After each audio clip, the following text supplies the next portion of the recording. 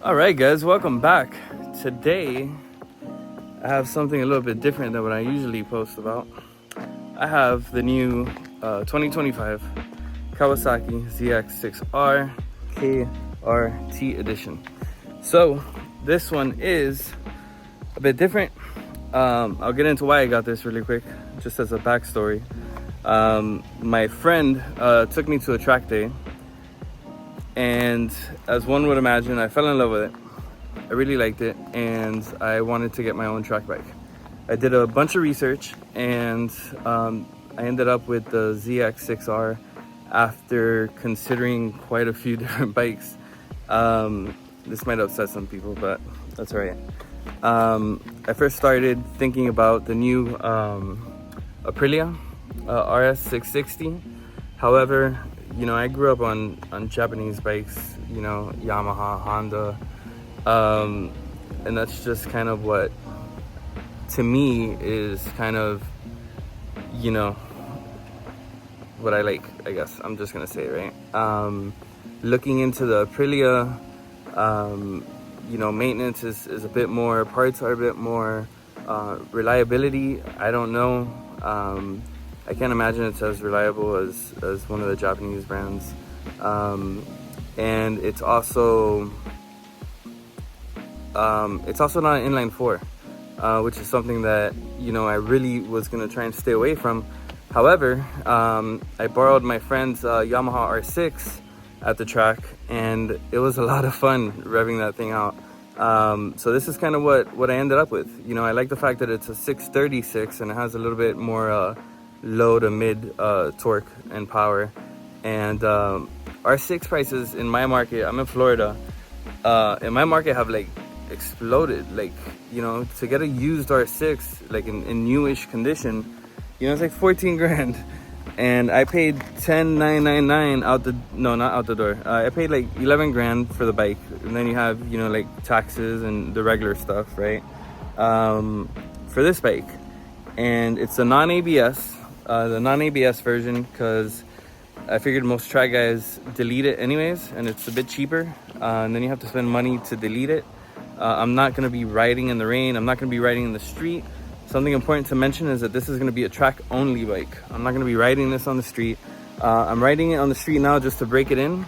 Trying to put like 250 miles on it at least before I take it on the track. And then I'm gonna switch out the break-in oil, put in some good oil, and then, you know, not go crazy on the track. But, you know, I'm one of those who believe that, you know, you don't have to go by the manufacturer's. You know, it's crazy. For 600 miles, I've never done it, and I've never had an issue. So yeah, so that's a little backstory. Let's go through the bike and talk about what I'm gonna do in the next video. I'll have all these changes done, all these mods done. Again, this isn't gonna go on the street, so I'm taking off a good bit, and I'm adding a good bit. I've only been to the track once. You know, I'll be honest, I'm 42. You know, I'm not gonna start on something small and, you know, kind of work my way up to like a 600. A lot of people talk about starting on like a 3R3 or like a Ninja 400, but I'm sure that's fine for some people. But I wanted something that, you know, I can grow into, and I think this bike is something that I can grow into and just take my time with it and not have to worry about upgrading to another bike later. Man, this thing is gorgeous. This bike is so beautiful. Regarding the other bikes, you know, really quick, I was looking at the Yamaha R9, which I think is really cool. It's a triple, which I'm used to because I have the Suzuki 800DE that you've probably seen if you follow my channel. And then I have the Thruxton RS, which is a monster. It's nothing like any of this. This thing redlines at 15,000 RPMs, which is wild. And something to get used to. This is my first super sport. The first time I ever ridden a super sport was on the track, the R6. So it was a very stressful day. It had like GP shift on it. It was my first time on the track. I barely slept the night before because I was so excited. It was just so much. It was really stressful. But I know I'm gonna love it. Just if I'm on my own bike, I don't have to worry if I damage it, it's mine. I was worried about crashing my friend's bike because I didn't know what I was doing. It was in Homestead Miami Speedway, which has a little bit of a reputation. So I was worried about that too. I was worried about people crashing into me because I was going probably slow compared to other people in the novice group. So yeah, I considered the Yamaha R9. It's like 900 cc and that's damn near a liter bike. And there was a lot of delays involved with that bike, so I wasn't exactly sure when it was gonna come in, and I didn't want to wait. And then as I did research, I kind of fell in love with this one. So yeah, those were kind of my options, and this is what I landed on, and I'm glad I did because I absolutely love it. There's a ton of parts available for it. Graves makes some really great products for it. Woodcraft, Olin's, I mean, anything you can want for this bike is available. So there's that. You know, the R9 is probably going to take some time before some parts become available, and the Aprilia was probably going to be really expensive parts. So all right, let's walk through the bike. Man, this video is probably getting a little bit long, but you know, I wish I had this video when I was looking through this. You know, this is going to be a track only bike for a noob, for someone who's, you know, only been to the track once and is gonna start. And then, you know, I'll keep making consistent videos as I go along, so you guys can follow along and see what my experience is and everything that I do to the bike. So yeah, let's walk through it and talk about what I'm gonna do to it. All right guys, let's talk about what I'm gonna do to this bike, starting in the front. So since it's gonna be track only bike, I don't want to put like blue tape. I don't want to get race fairings yet, and I don't want to eliminate the lights yet and go through all that. So instead of putting like blue tape on the bike every time I go, or just to make it look terrible, I'm gonna I ordered 3M carbon wrap, and I'm gonna wrap the headlights, and I'm gonna look into disconnecting them, and these little turning signals here, right? So I'm gonna wrap those 2 items so I don't have to worry about it, and I think it'll look really good. It's 3M carbon black, should look good.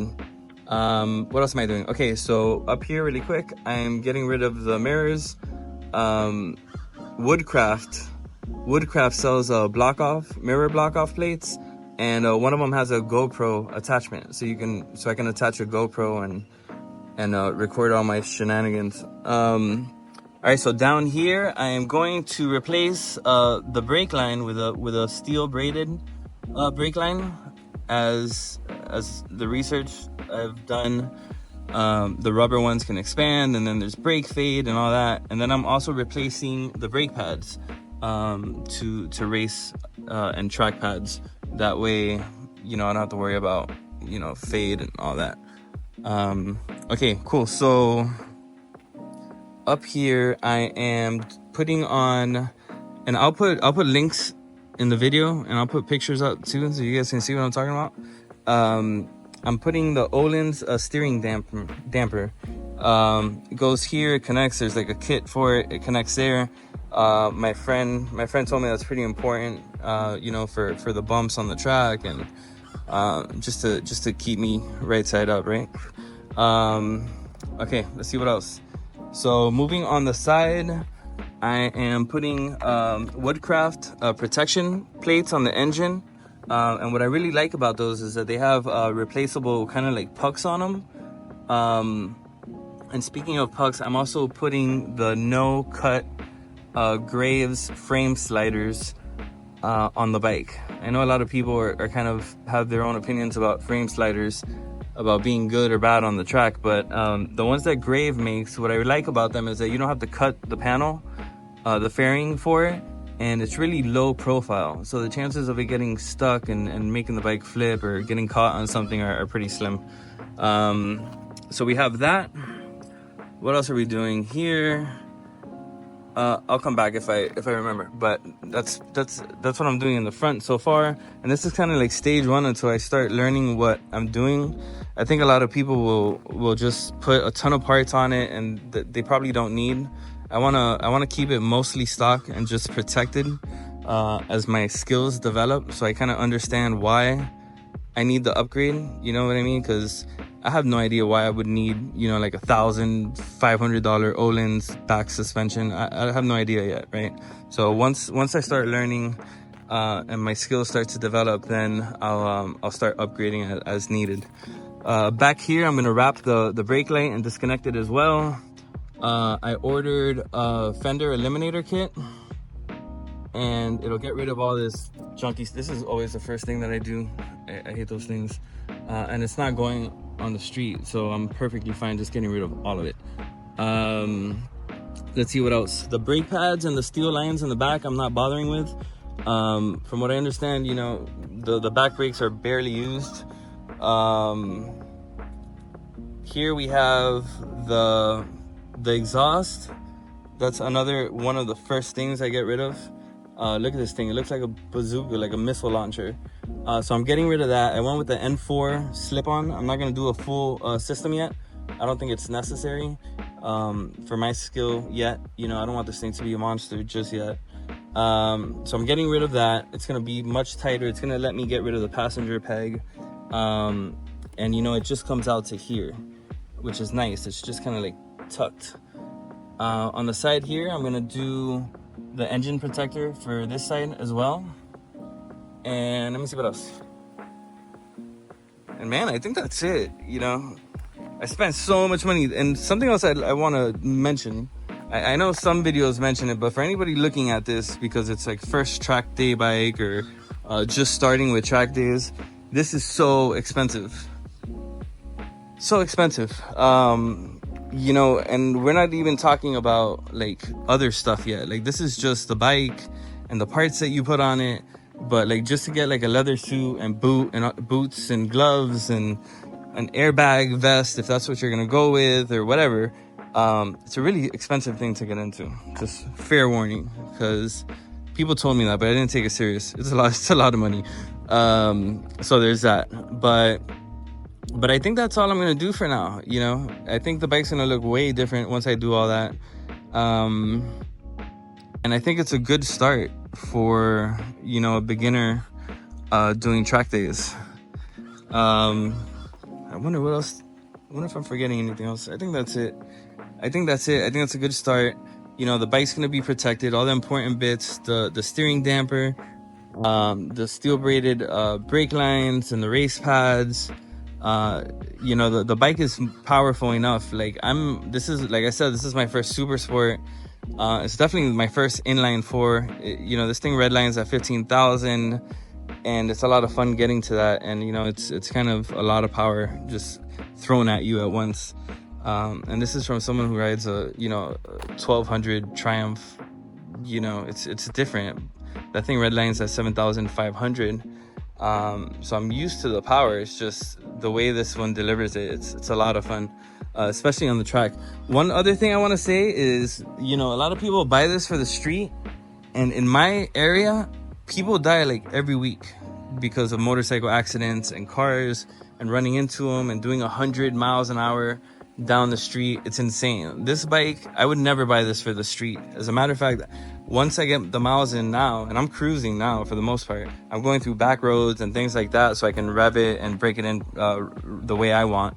But this as a street bike is crazy. Like redlining 4th gear is you're over 100 miles an hour. Redlining 3rd gear, you're going like 80 plus, almost 100. I mean, it's wild to have this bike and really enjoy it on the street, because you won't be able to do it without, you know, going to jail or crashing and dying. Because I mean, this bike is meant to be revved out on a track. This bike isn't really meant for the street. A lot of people brush that off and get it anyways, but you know, that's being an experienced rider. That's kind of how I feel about it. All right, guys, I hope you follow along. I'm really excited about this. My next video will probably be at the track once I do all the updates and mods on it and I get some experience on it. But I'll be posting a lot more track content now and transforming this bad boy. Look at this thing, my god. I actually wanted to wrap it like with my company colors, and I'm in real estate here and I have my own company, so I wanted to wrap it like with my colors and all that.